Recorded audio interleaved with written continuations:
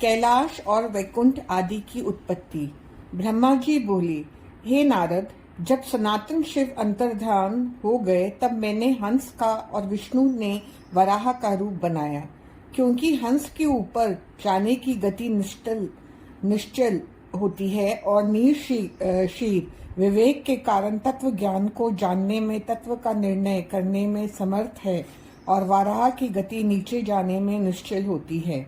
इसी रूप द्वारा विष्णु ने भव कल्प, वाराह कल्प रचना चाहा था। इसी दिन से वाराह कल्प कहलाया। फिर शिवजी का ध्यान कर मैंने सृष्टि रचना प्रारंभ की। प्रथम जल बनाया, उसमें से अंजलि जल भर 24 तत्वों का एक अंड बनाया। वह अंड बहुत बृहत होता है। उसके विराट होने पर विष्णु भगवान का मैंने ध्यान किया। उन्होंने उसमें प्रवेश कर चेतन किया। उसके सहस्त्र पाद, सहस्त्र हाथ, सहस्त्र नेत्र, सहस्त्र सिर आदि हो गए। उस विराट ने सभी पृथ्वी को आवृत कर लिया। फिर विष्णु कैलाश से ऊपर वैकुंठ को चले गए। मैंने सृष्टि रचना प्रारंभ की। पहले पाप की सृष्टि की, जिसमें अविद्या और तप की प्रधानता थी। इससे स्थावरों की रचना की। फिर शिवजी के ध्यान से तिरछे जीवों की रचना की। फिर सात्विकी देवताओं की सृष्टि की। फिर शिवजी की आज्ञा से रजोगुण वाले मनुष्यों की सृष्टि की। इस प्रकार 5 प्रकार की सृष्टि हो गई। तब महात्सर्ग, सूक्ष्म भौतिक सर्ग तथा तीसरा वैकारिक सर्ग उत्पन्न किया।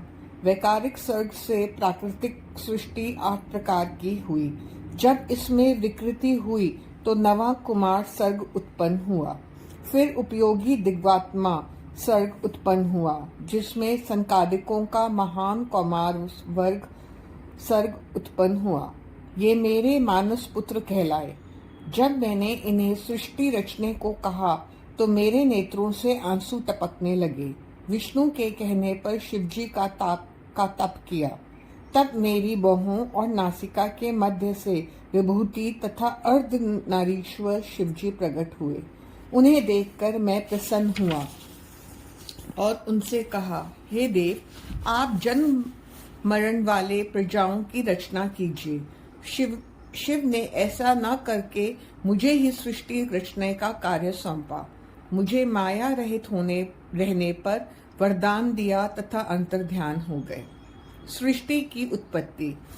ब्रह्मा जी बोले, इसके पश्चात शब्दादि पंचभूतों द्वारा पंचीकरण करके उनसे आकाश, वायु, अग्नि, जल और पृथ्वी, पर्वत, समुद्र, वृक्ष आदि और काल क्रम से युग पर्यंत सभी कालों की मैंने रचना की तथा सृष्टि के अन्य बहुत से पदार्थों को मैंने रचा। परंतु इससे मुझे संतोष नहीं हुआ।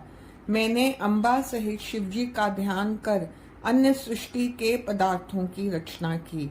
अपने नेत्रों से मारीच ऋषि को, हृदय से भृगु को, सिर से अंगिरा को, कान से पुलह को, उदान से पुलत्स्य को, समान से वशिष्ठ को, अपान से ऋतु को, वर्णों से अन्न को, अग्नि को, प्राण से दक्ष को, गोदी से नारद को, छाया से कदर्म ऋषि को उत्पन्न किया। तब मैं कृतार्थ हुआ। इसके बाद मैं 2 भागों में बटा। एक रूप में पुरुष तथा दूसरे आधे से नारी बना, जिसमें शतरूपा नाम वाली योगिनी तथा स्वयं अनुभव मनु हुए। उस परम सुंदरी शतारूपा को ग्रहण कर मनु ने मैथुनी सृष्टि विवाह द्वारा उत्पन्न की। उससे उनके प्रिय बल तथा उत्तानपाद 2 पुत्र हुए तथा आकुति, देवहूति तथा प्रसूति नामक 3 कन्याएं उत्पन्न हुईं। आकुति को रुचि नामक मुनि को दिया तथा देवहूति को कदर्म प्रजापति को दिया तथा प्रसूति को दक्ष के लिए विवाह किया, जिनकी संतानों से चराचर जगत भर गया। रुचि द्वारा आकुति में यज्ञ हुआ। यज्ञ के 12 पुत्र हुए, जो दक्षिणा ने जन्मे थे। देवहूति के कदर्म के द्वारा बहुत सी संतान हुई। दक्ष के 24 कन्याएं हुई ये कन्याएं क्रमशः भृगु, भव, मारीचि, अंगिरा आदि ऋषियों को ब्याह दी गईं, जिनसे असंख्य सृष्टि हुई। सदाशिव ने त्रिशूल के अग्रभाग से सती की रक्षा की, जिन्हें स्वयं व्यापी विष्णु ने अपने प्रभाव से निर्माण किया था। फिर वही लोक कल्याण के लिए दक्ष के यहाँ प्रकट हुए। सती की परा, अपरा और शिवा ये तीनों रूप हैं। सती रूप से शंकर जी के साथ ब्याह हुआ। फिर पिता के यज्ञ में शरीर त्याग कर दूसरे जन्म में पार्वती हुई और शंकर जी को पुनः प्राप्त हुई। उनके कालिका, चंडिका, भद्रा, चामुंडा, जया, विजया, जयंती, भद्रकाली, दुर्गा, भगवती, कामाख्या, कामदा, अम्ब, मृडानी, सर्वमंगला आदि नाम मुक्तिदायक है। इस प्रकार हे मुने सत्तम, मैंने तुम्हें सृष्टि रचना को कहा, जो शिव की आज्ञा से मैंने रची है। पापी गुण निधि की कथा। ब्रह्मा जी बोले, हे नारद, जिस प्रकार शिव जी कैलाश पर्वत पे गए तथा कुबेर से जैसे मित्रता हुई वह प्रसंग सुनो। कापिल्य नगर में एक यज्ञ दत्त नामक ब्राह्मण रहता था, जो विद्या में बड़ा पारंगत था।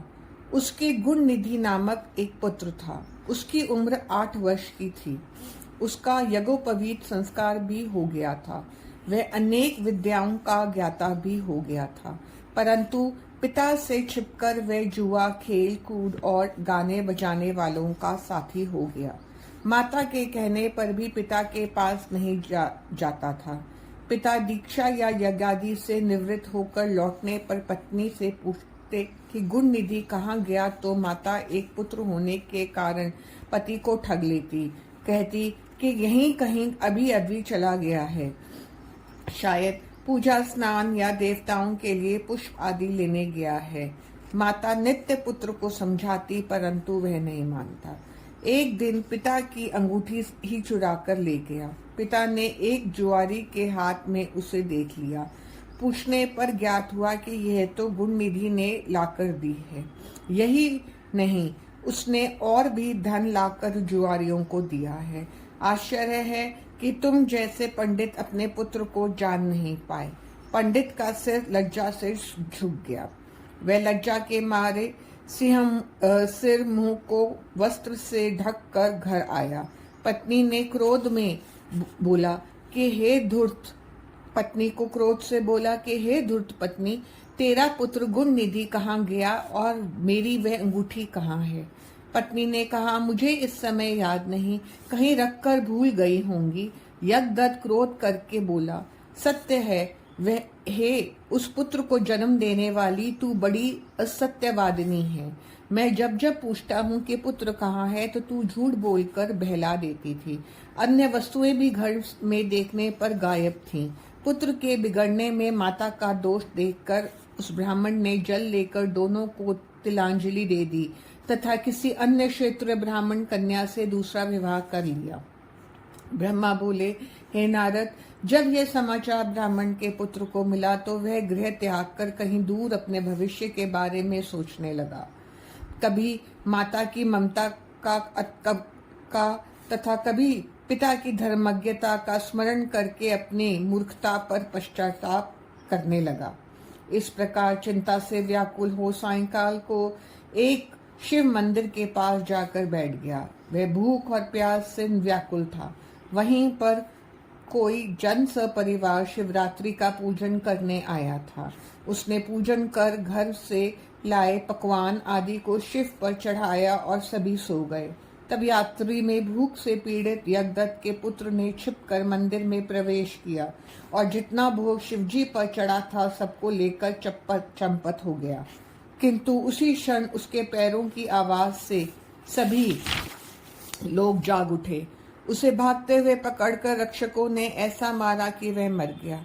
उसे यमदूतों ने आकर बांध लिया। उसे यमदूत ले ही जा रहे थे कि शिवजी के पार्षद भी उसे लेने के लिए आ पहुंचे और यम के दूतों से बोले, हे यमदूतों, इसे अब छोड़ दो।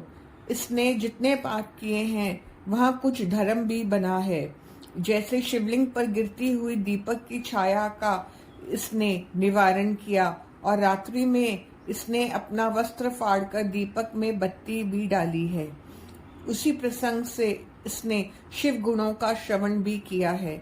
वस्त्र रखकर इसने शिवजी की पूजा व प्रदर्शन भी किया है। स्थिर चित्त से द्वार पर बैठा रहा। इस कारण अब ये हमारे साथ शिवलोक को जाएगा। वहां कुछ काल निवास करके पुनः कलिंग देश का राजा बनेगा। ब्रह्मा जी कहने लगे कि इस प्रकार शिव दूतों की बात सुनकर यम के दूत अपने लोक को चले गए। जब वह समाचार उन्होंने यमराज को सुनाया तब वे बहुत ही प्रसन्न हुए। ये यमदूतों से छुड़ाया गया ब्राह्मण शिवलोक में कुछ देर वास करके अरिंदम नाम के कलिंग देश का राजा हुआ। अतः शिवजी की थोड़ी सी सेवा बहुत फलदायक होती है।